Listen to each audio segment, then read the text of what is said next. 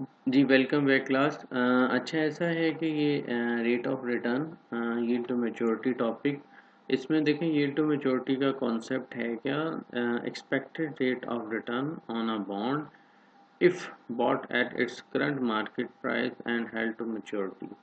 बाज़ मार्केट में जो है ना आपके पास डिस्काउंट रेट, जिसको आप कहते हैं ना केडी, ठीक है, बॉन्ड के केस में जो अगर आपको फार्मूला याद आ रहा हो तो डिस्काउंट रेट या केडी हम लिखा करते थे, ठीक है, यानी कि 1+KD नहीं जो हम लिखते थे फार्मूले में, ठीक है, तो वो उसकी हम बात कर रहे हैं, ठीक है। वो हमारे पास गिवन नहीं होता, ठीक है। तो वो जब आपके पास गिवन नहीं होगा तो उसको हमें कैलकुलेट करना। अच्छा, यही जो केडी है आपका, ये रिक्वायर्ड रेट ऑफ या एक्सपेक्टेड रेट ऑफ रिटर्न भी इसको हम कह रहे होते हैं, ठीक है, या रिक्वायर्ड रेट ऑफ रिटर्न भी आगे जाके आप पढ़ेंगे, IRR भी इसका नाम जो है आगे जाके आप लेंगे, ठीक है। तो सिंपल हमारे पास करंट मार्केट प्राइस में जो भी बॉन्ड आप प्राइस होती है, ठीक है, या कोई भी सिक्योरिटी है, करंट मार्केट प्राइस पे आप उसको परचेज करते हो, ठीक है, और आगे उसने दो जो भी उसकी मेच्योरिटी टाइम है, मेच्योरिटी पीरियड है, उसमें उसने आपको बेनिफिट देने होते हैं, बट आपके पास पता नहीं होता कि आपका जो रिक्वायर्ड रेट ऑफ रिटर्न है या एक्सपेक्टेड रेट ऑफ रिटर्न है वो क्या है, आई मीन के जो मार्केट रेट है केडी वो है क्या, ठीक है। तो उस केस के लिए फिर हम कहते हैं रेट ऑफ रिटर्न या यील्ड टू मैच्योरिटी की कैलकुलेशन, ठीक है। तो इसमें आप करोगे क्या, determine the expected cash flow, simple वही जो आपके पास कैश फ्लो है आप उसको डिटरमिन करेंगे, गिवन होगा, हमें बताया जाएगा। आपको क्या करना है, रिप्लेस द इंट्रिंसिक वैल्यू, जो आप लिखते थे ना फार्मूले में, वैल्यूएशन ऑफ बॉन्ड है, जस्ट लाइक VT आप लिख देते, वैल्यूएशन ऑफ बॉन्ड है, ठीक है। ये करने के बाद जो आगे उसका फार्मूला लिख दिया करते थे, ठीक है, या वैल्यूएशन ऑफ स्टॉक है, ठीक है, ये इसको हम कहते थे इंट्रिंसिक वैल्यू। इसी इंट्रिंसिक वैल्यू को अब हम क्या कहने जा रहे हैं कि ये जो VP था आपके पास या VB था, वैल्यूएशन ऑफ बॉन्ड है, ये क्या है, P नॉर है। और बात भी सच है, जाहिर सी बात है कि आप ये क्या करते थे, ठीक है, ये आपकी कौन सी वैल्यू होती थी, इसको आप ये कहा करते थे ना कि यार ये मार्केट करंट मार्केट प्राइस है बेसिकली, ठीक है, तो करंट मार्केट प्राइस कंसिडर हम कर रहे थे। तो यहाँ पे यही वो बात कर रहा है, replace the intrinsic value valuation of bond या ओवरऑल जो भी वैल्यूएशन आप होती थी, बॉन्ड है या स्टॉक है, विद द मार्केट प्राइस, ठीक है। हम ये समझ लेते हैं कि ये जो हमने वैल्यू हम निकालते थे, वैल्यूएशन ऑफ जो भी सिक्योरिटी की थी, तो इंट्रिंसिक वैल्यू जो आप कैलकुलेट करते थे, now it will be replace with the market price, के मार्केट प्राइस भी यही है, ठीक है, इन दोनों में कोई फर्क नहीं है, ठीक हो गया।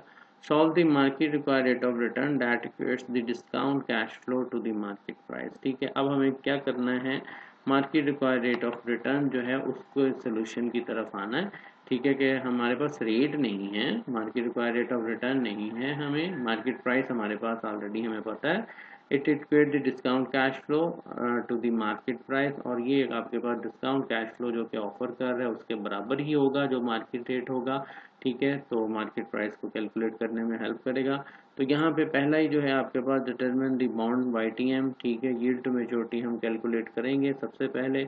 अच्छा, अब इसमें जो आपके पास पहला जो बॉन्ड की YTM अगर आपको निकालनी पड़ जाती है, यहाँ पे देखें उसने यही बात की हुई है, market required rate of return on a bond KD is a more commonly refer to as a bond yield to maturity, ठीक है। तो market required rate of return जो है बॉन्ड का KD, इसको हम यील्ड टू मैच्योरिटी का नाम भी दे रहे होते हैं, और yield to maturity is the expected rate of return on a bond if bought it at the market price, ठीक है। वो ऊपर जो बातें हमने की हैं वही है, ठीक है। It is known as the internal rate of return, IRR, जैसे मैं बात कर रहा था, ठीक है। आगे इसको हम also known as the IRR, ठीक है। Mathematically it is a discount rate that equates the present value of all expected interest payment and the payment of a principal face value at a maturity with the bond current market price. Mathematically जो है हम इसको जो है जो IRR या KD जिसको हम कह रहे हैं, तो इसका कॉन्सेप्ट ही ये है कि it's consider as a discount rate, और ये डिस्काउंट रेट हमारा क्या करता है, हमारी जो प्रेजेंट वैल्यू होती है ऑल एक्सपेक्टेड इंटरेस्ट पेमेंट की, जो कि हमें एनुअली बेसिस पे बॉन्ड से मिलती है, जैसे हमने कहा था कि जो कैपिटल I है, ठीक है, अगर हमें जो है 1000 का बॉन्ड है तो 100 जो है हमें हर साल मिलेगा, तो वही वो जो 100 है उसी को ये डिस्काउंट रेट कन्वर्ट करता है उसकी जो प्रेजेंट वैल्यू को, और उसकी जो पेमेंट ऑफ प्रिंसिपल है फेस वैल्यू के बिहाफ पे at a maturity with the bond current market price, और करंट मार्केट प्राइस कैलकुलेट करने में हमारी हेल्प करता था, ठीक है। तो वो कहता है for an example the valuation for the interest bearing bond with the finite maturity replacing intrinsic value we with the current market price. तो वही फार्मूला अगर आपको याद आ रहा हो तो उसको वो कहता है कि हम लिख लेते हैं, और जिसमें अब बस अब चेंजिंग हम ये कर लेते हैं कि जो वी लिखा करते थे उसकी जगह हम प्राइस पी लिख देते हैं। ठीक है, तो आपके पास वही फार्मूला जी याद आ रहा हो अगर आपको, summation N T is a time 1 divided by 1 plus K D के power T plus M V divided by 1 plus K D के पावर एन। ठीक है, तो it is consider as a present value interest factor NVT जो पहले आपके पास question है। ठीक है, तो इसके लिए हम क्या करते थे, आई को हम यहाँ ले आएंगे, capital I present value interest factor NVT, और प्लस में जो एम वी है और प्रेजेंट वैल्यू इंटरेस्ट फैक्टर। ठीक है, और K D is equal to Y T M, K D यहाँ पे अननोन है, नहीं पता, तो इस it is consider as G to maturity जो कि हमें कैलकुलेशन करनी होगी। ठीक हो गया जी। अच्छा, अब इसके लिए फिर हमें क्या करना पड़ता है कि देखें, now it is a substitute actual value of the I, MV and P और V can solve for the KD। हमारे पास बाकी सब कुछ है लेकिन KD नहीं है, तो उसके लिए हम एक जो आपके पास फाइनेंशियल कैलकुलेटर है उसमें भी मिसिंग वैल्यू से अप्लाई कर सकते हैं। बाकी जो आपके पास नोट्स हैं इसमें एक उसने मेथड दिया हुआ है, इसको हम कहते हैं इंटरपोलेशन का कॉन्सेप्ट। इंटरपोलेशन के कॉन्सेप्ट में फिर ये आ जाता है कि आपके पास जो ये मैथमेटिकल एक टूल ही है, इसको आप इस तरह से अंडरस्टैंड करें कि अगर दो आपके पास नॉन नंबर हैं तो तीसरा अननोन नंबर जो है हम उससे कैलकुलेट कर सकते हैं। ठीक है, अच्छा यहाँ पे एक एग्जांपल इसकी जो है अंडरस्टैंडिंग के लिए हम ले लेते हैं ताकि जो है हमें पता चल जाए किस तरह से इंटरपोलेशन अप्लाई करते हुए हम केडी या एक्सपेक्टेड जो डिस्काउंट रेट है वो हम कैलकुलेट कर सकते हैं। ठीक है, यहाँ पे आपको अगर नज़र आ रहा है, देखें यहाँ एक एग्जांपल जिसको मैंने हाईलाइट किया हुआ, बोल्ड किया हुआ, ये देखें, consider as a 1000 par value bond with the following characteristics, current market price is a 761, 12 year until maturity and a 8% coupon rate with the interest payment annually। ठीक है, तो we want to determine the discount rate, again KD that set the present value bond expected future cash flow, वही बातें repeat कर रहा है। बहरहाल हमें डिस्काउंट रेट कैलकुलेट करना है, बॉन्ड की जो हमारे पास प्राइस है, करंट मार्केट प्राइस जो सेल हो रहा है वो, ठीक है, 761 जो कि आप खुद से कैलकुलेट किया करते थे। ठीक है, अब वो आपको दे दी गई है, और उसके बाद 12 ईयर उसकी एन जो है, और बाकी 8% उसका कूपन रेट है। ठीक है, 1000 उसकी प्राइस है, पार वैल्यू थी। ठीक है, तो उस हिसाब से बस इसको अब क्या इसमें करना क्या होता है, अच्छा इसमें जो है ना एक अजम्पशन के बिहाफ पे हम कंसिडर करते हैं, लेट अज्यूम कि हमारा जो, क्योंकि वैसे तो अब हमें नहीं पता ना केडी कैसे आप इसको कैलकुलेट कर सकते हैं। देखिए ना, इस फार्मूले में लंबा चौड़ा फार्मूला है और इसमें अगर आप केडी को आइडेंटिफाई करते हैं, दाएं बाएं इनकी जो अमाउंट्स हैं इधर उधर करने की कोशिश भी करते हैं तो नहीं पॉसिबल, क्योंकि ये आपके पास जो टी टाइम है